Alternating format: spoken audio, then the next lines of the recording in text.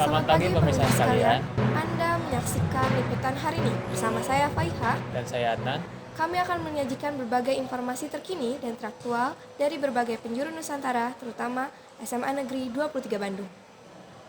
Baik, berita pertama datang dari Jawa Barat terkait retakan sesar Lembang ancam kawasan Bandung Barat. Badan Penanggulangan Bencana Daerah kawasan Bandung Barat melaporkan adanya retakan di sesar Lembang yang melintasi wilayah tersebut.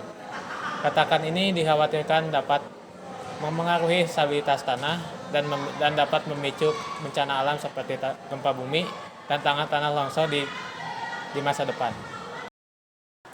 Menurut laporan, retakan tersebut pertama kali ditemukan oleh warga setempat di beberapa titik di daerah Lembang dan sekitarnya. Badan Penanggulangan Bencana Daerah bersama dengan tim geologi Universitas Padjadjaran telah melakukan survei lapangan dan analisis untuk menemukan penyebab dan dampak potensi dari retakan tersebut. Hasil survei awal menunjukkan bahwa retakan tersebut dipengaruhi oleh aktivitas tektonik di sesar Lembang. Sesar ini merupakan salah satu struktur geologi utama di Jawa Barat yang memiliki potensi tinggi untuk memicu gempa bumi. Pihak BPBD telah melakukan langkah-langkah mitigasi bencana, termasuk memperkuat struktur tanah di area retakan tersebut. Mereka juga melakukan sosialisasi kepada warga terkait cara bertindak ketika menghadapi bencana alam gempa bumi dan tanah longsor. Mereka juga menghimbau warga untuk menghindari aktivitas di kawasan retakan tersebut. Pemerintah setempat telah melakukan koordinasi dengan pemerintah pusat untuk meminta bantuan secara teknis maupun sumber daya alam, dan warga dihimbau untuk menghindari retakan tersebut dan mengikuti aturan pemerintah. Dengan adanya retakan ini, diharapkan masyarakat dan pemerintah lebih meningkatkan kewaspadaan dan kesiapsiagaan terhadap potensi bencana alam di wilayah tersebut. Baik, kita beralih ke berita utama hari ini. Datang dari SMA 23 Bandung yang sedang mengadakan pemilihan Ketua Umum OSIS yang dilaksanakan pada tanggal 24 Oktober 2023. Untuk informasi lebih lanjut, kami sudah terhubung dengan rekan kami di lapangan, Keizaro. Baik, terima kasih Adnan dan juga Faiha di studio. Saya Keizaro melaporkan dari lapangan mengenai situasi dan juga kondisi terkini pemilihan Ketua Umum OSIS SMA Negeri 23 Kota Bandung periode tahun 2023 dan juga 2024 yang dilaksanakan pada 24 Oktober tahun 2023. Baik, dapat dilihat pemilihan Ketua Umum OSIS pada tahun ini sangat tertib dan juga teratur, dapat dibilang juga kondisinya sangat kondusif. Para siswa yang sedang berada di kelas akan dipanggil oleh panitia secara berkala untuk menggunakan hak suara pilihnya. Maka para siswa akan dipanggil ke selasar di bawah Masjid Nurul Bayan SMA Negeri 23 Kota Bandung. Para siswa yang sudah dipanggil akan berbaris dan juga duduk serta akan diberikan arahan oleh panitia bagaimana cara menggunakan hak suara pilihnya. Dari para siswa juga akan dipanggil berdasarkan absen untuk menggunakan hak suara pilihnya. Seperti yang dapat kita lihat bahwa di depan sudah terdapat 3 meja yang akan digunakan sebagai media hak suara pilih Ketua Umum OSIS pada tahun kali ini. Media yang digunakan juga merupakan media laptop yang berupa Google Form. Jadi para siswa yang sudah dipanggil menurut absen akan maju ke 3 meja tersebut yang akan memilih para kandidat Ketua Umum OSIS-nya melalui Google Form. Di dalam Google Form tersebut terdapat para foto profil para kandidat, visi misi, serta program kerja ataupun program unggulan para kandidat Ketua Umum OSIS. Ketika siswa sudah yakin, maka para siswa dapat mengirimkan atau mensubmit suaranya. Apabila suara siswa sudah terkirimkan, maka siswa akan diarahkan oleh panitia untuk tanda tangan serta mencelupkan jari sebagai tanda sudah menggunakan hak suara. Pada tahun ini, pemilihan OSIS dilakukan melalui media Google Form atas asas demokrasi dengan voting. Sebelum yang lalu, untuk persiapan lebih lanjutnya kita pastinya rapat-rapat sama pengurus OSIS yang kelas 12 dan bagi-bagi tugas, ada tim desain, tim humasnya, tim apapun, dan tim yang e-voting kemarin. Kalau kendala pasti ada, karena kan kita udah nyusun timeline dari sebulan yang lalu, dan kita gak tahu kan di bulan ini tuh ada kejadian apa aja yang bisa jadi si timeline itu jadi ngubah. Nah, waktu kemarin tuh seharusnya pengumuman ketua umum yang tadi tuh di hari Jumat kemarin. Nah, tapi karena ada keterlambatan di timeline dan sekolahnya baru nge-ACC-nya di minggu-minggu kemarin, jadi kita juga agak mundur sedikit gitu tanggalnya ke hari Senin ini untuk pengumuman. Dan kalau kendala yang lainnya tuh karena tenaga kita di kelas 12 tuh sedikit dan banyak yang apalagi sekarang kan kelas 12 sudah banyak yang fokus ke bimbel-bimbel untuk SNBT kan. Nah, jadi kendalanya juga di situ kurang SDM kelas 12-nya.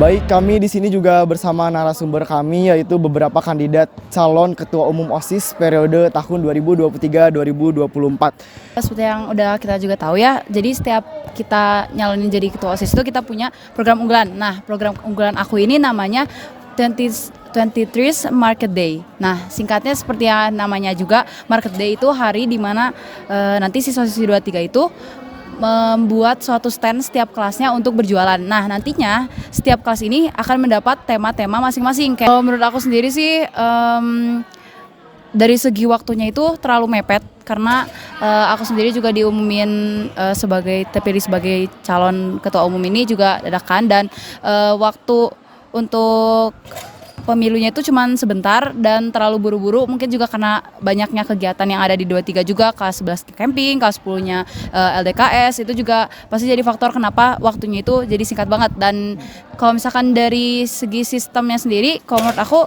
sistem pemilihannya juga pemilunya udah bagus karena ini juga sama kayak tahun kemarin, pemilihannya setiap kelasnya dipanggilin satu-satu buat milih kandidat yang mereka mau. Cuman ya kalau minusnya dari segi waktunya aja sih terlalu mepet. Oke, program unggulan aku tuh ada 2. Yang pertama ada Moka, yaitu Mojang Jajaka. Yang kedua ada Makasa. Nah, aku yang pertama tuh Moka, Mojang Jajaka. Nah, ini tuh dulu tuh sempat ada, tapi karena ada beberapa hal, akhirnya ini tuh dinonaktifkan. Nah, jadi aku tuh pengen mengaktifkan kembali Mojang Jajaka ini. Nah, yang kedua tuh ada Makasa. Di program unggulan itu malam buka bersama. Jadi aku tuh pengen ngadain satu event di mana saat Ramadan nanti kita tuh mengadakan buka bersama. Oke, pemilihan tahun ini tuh udah cukup baik, cuman mungkin kalau boleh aku kasih saran untuk tahun depan itu pemilihannya jangan menggunakan Google Form ya, karena kalau lewat Google Form kayak gini tuh kita tuh masih bisa ada kemungkinan untuk golput. Nah, itu tuh jangan sampai lagi di tahun depan kita ulang lagi. Mungkin itu yang bisa aku perbaikin buat di tahun depan dalam sistem pemilihannya. Sebagai calon ketua OSIS, saya memiliki suatu inovasi untuk program tersebut adalah Digital Day, di mana Digital Day ini berorientasi terhadap suatu teknologi, khususnya teknologi digital, di mana orang-orang saat ini sudah memperdulikan teknologi dari manapun, dari apapun apa yang dilakukan, baik sebagai hiburan, mata pencaharian, dan apapun semuanya sudah memanfaatkan suatu teknologi. Untuk gambaran dari kegiatan tersebut, Digital Day adalah hari di mana hari itu terfokuskan untuk pengetahuan tersebut, baik dari segi edukasi, praktek langsung, dan yang pastinya melibatkan orang-orang yang memang sudah ahli terhadap hal itu.